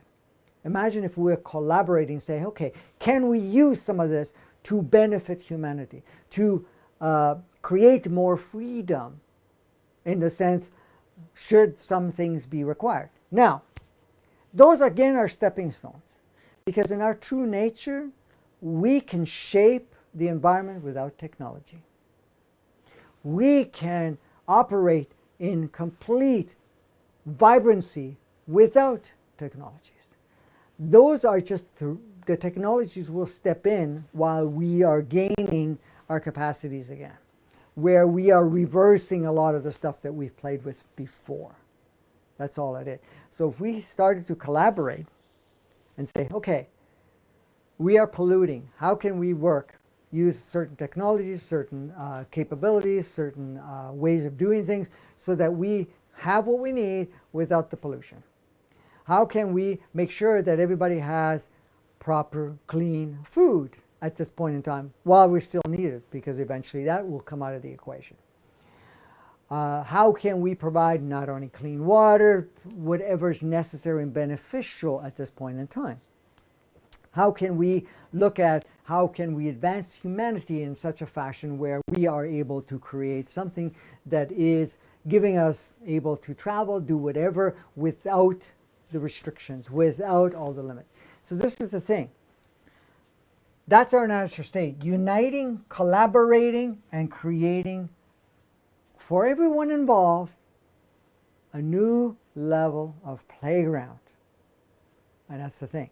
So that's our natural state. Our natural state is to be a contributor, no ownership, no control. When I say ownership and control, this is my technology, this is my whatever, and you have to pay me or whatever it is. No, we're all sharing so that we can bring a blend of the top realizations and knowledge that has been gained, because there are people that are here that have souls that have been tuned and trained on different playgrounds, on different planets, that have certain levels of technologies or capabilities that we have not utilized here, even though we have a lot of it going on at this time that we are not utilizing, so that are ready to step up and work together to utilize it. Okay. If you have ever wanted to make things exciting, transformative, we are certainly experiencing it now. If you guys have been bored and felt that life is not exciting, that in some way and somehow, humdrum, wherever we've been living and experiencing and whatever else, or feeling that we're on the treadmill, You cannot say that we did not turn up the dial, turn up the temperature in what we call, at this point, excitement or exciting and with transformative opportunities. We're in it now. Not only things accelerating, not only things are becoming much more apparent, not only are we intensifying the capacities and capabilities for us to realize it and move forward, we're also at this point in time accessing more and more of ourselves and bringing that more and more in alignment and to basically connect with other people, to work together, what we call like-minded people, but at the same time to actually move forward in creating something very powerfully sustainable, but also very powerful. And when we're talking about sustainability, much of that idea of sustainability is very old technology, very old ways of seeing. Sustainability is basically a harmonious creation that brings every facet of our experience, not only personally, but also the planet and everything else. And when we're talking about it, and it's not robbing Peter to pay Paul. Okay? It's about creating where everybody has whatever is really beneficial and necessary. And then at the same time, all of us can be ourselves in the sense of expressing what comes through us at this point in time. So, go ahead. You were going to say something? I was going to say, we are being activated as well to have that, whatever we need to move through this. Mm-hmm. And so we need to pull on that and use that and be in that space at all times as much as we can. Clearing our programs, which keeps us in a neutral state, so, and not be paying a lot of attention to what's going on outside of us necessarily, as we need to really be paying attention to what's going on inside of us. So, Lisa had a quick question here. Mm-hmm. She's saying, that reminds me of the 12 DNA strands that are slowly coming online for us. Does the Kundalini experience have some involvement with those 12 strands? Like they are related somehow? They are. I mean, they all work hand in hand. Every part of it, you know, the chakras, the Kundalini, the DNAs all contribute to some way or another. They create adjustments and so forth. The DNAs coming back online is basically so that we are going to get all that stored information or all the information to enhance the human experience. Because part of the human experience enhancement, when I'm talking about the physical representation of it, because that's what the DNA plays a big part in, but it also in its consciousness. Each DNA is actually a very powerful contributor. It's because each of the DNAs are transmitters, receivers. And they're communicating with species that offered that particular connection or that transmitter receiver with all the genetic codes. So all of these are working hand in hand. It's all supporting each other, because all of these things that we're experiencing, like you were saying, Kimberly, all these energies and everything else that are going on, all the encodements, activations, and all the upgrades that we're experiencing is all facilitating us to be able to go through the transformation that we've agreed to. So, see that all is playing out is just really exciting, because it is. Do you see it as exciting, all the stuff that's going on? I mean, this is the thing. It's exciting as long as you don't have an idea that it's bad, or giving power to the ego's version of, this is bad. We got to be afraid of it. We got to hunker down. Yes, that's the word. Hunker down and, you know, put ourselves in survival mode or anything of that nature. Okay, so let's go have some fun with this. Let's shrink this one, and let's bring this one up. Okay, last statement. What you do with it is up to you. What you do with everything that's playing out, with this opportunity, with the changes that you are experiencing, the changes you are observing in the world, is up to you. How you respond, how you choose to react, how you choose to utilize it is up to you. All of it is up to you. Nothing overrides you. Even when it looks like it's not up to you, it is still up to you. You will see that more and more. And many of you are seeing it. So it's up to you and the multifacets of you being us. That's kind of up to you. The multifacets. Does that even make any sense? Okay, good. What does that mean to you? Go ahead before I go on a tangent. It's up to you in the multifaceted you being us. To me, that means that, like I said earlier, we have all this information within us, and we're connected to really everything, and it truly is up to us how we respond, how we do things, the work we do for ourselves, because the multifacet of us, being us, is we are all connected. We are one. And so everything one person does makes a difference for everybody. Exactly. Like, it's truly important that we all do our work for us. And if we truly, like, this change is coming around because people have been doing that, and this is why we're at this point now. And so if we continue holding that space individually and doing the work and doing the clearing, it's going to affect the collective us. That's my take on it, honey. Okay, good. What did I do here? Okay. So oneness. The reason the oneness is coming in much stronger is to realize, first of all, like we talked about earlier, body, human entity, soul, mind. That's the first level of oneness.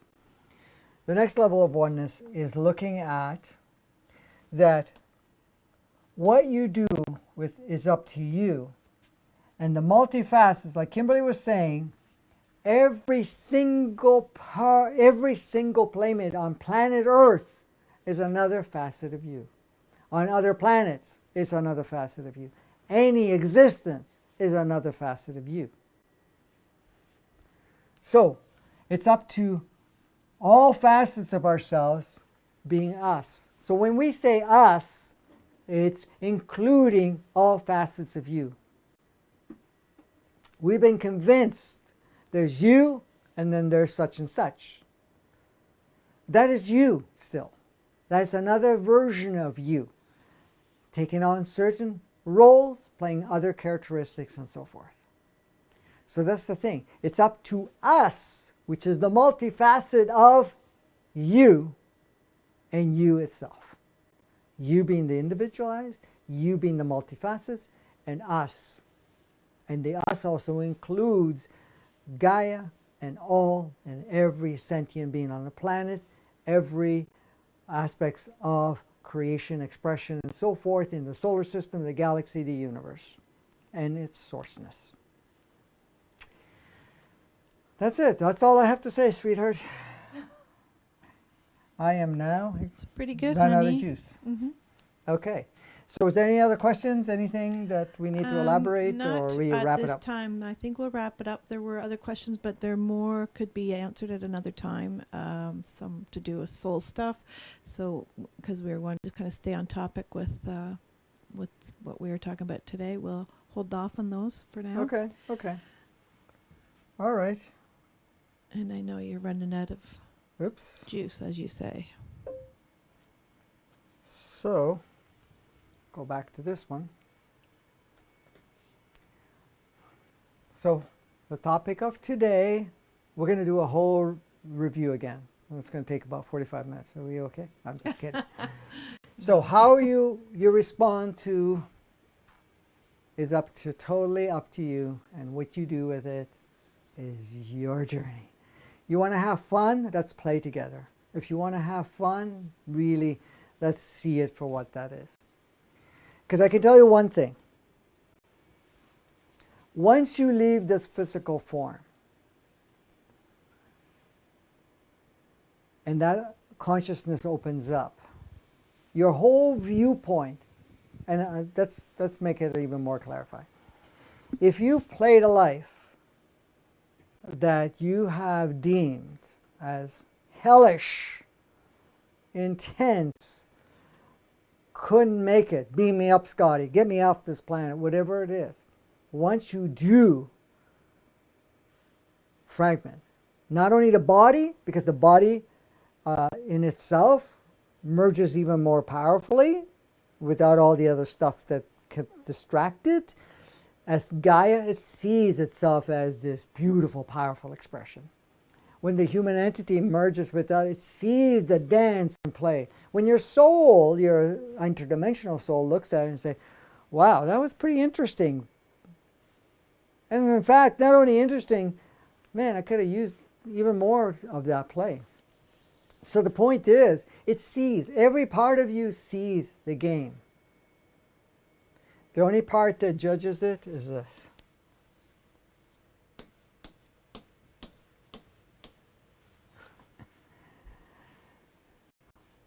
But it's all an illusion. It's just a software. Okay. So guys, thank you again for today. Please share, please comment, thumbs up, only if you wish to. Thumbs up, subscribe. In the body, you will have a link to get you on the emails, just in case some of these platforms get kind of adjusted accordingly, because there's a lot of that stuff going on. Today we've been pretty good. We only had one little glitch, but it was really at the beginning, so it didn't become a factor.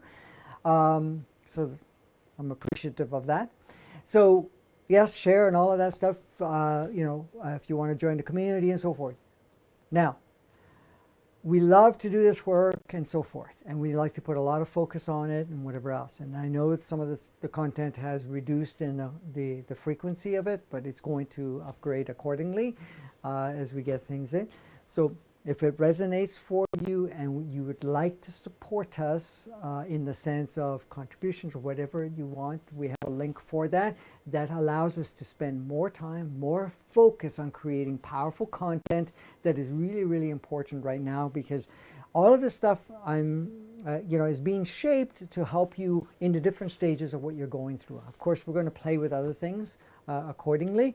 So we'd like to spend a lot of our time focusing on providing this, and the podcast went on hold for a little while. It's coming back online. And once we're back online, we're hoping that everything rolls in a sense where we'll have it more consistent, more frequent. The intention was one, then it went the other way. Is there anything else I need to say, Miss Kimberly? No, I don't believe so, honey. Okay. I think you've covered everything for today. All right, great. Thank you, everyone. If you want to check out any of our workshops, they're also in the link below. And I think that's all that I have to say for today. Okay. So thank you guys for coming together, for making this possible for us to play together. And I thank anybody and everybody that has supported us along the way. It gives us more time to focus on this rather than doing other things that will sustain us financially while we're still playing in the game, because this is all going to change along the way. And the one last thing I wanted to say, the topic that we picked today, which I meant to say, and I probably said it, I don't know if I did because I don't recall saying so. This is actually going to help us with the next few months, because the next few months is going to be amped up even further in its, what we can call craziness. But anyway, go out and play, guys. Have a blast. We'll see you next time.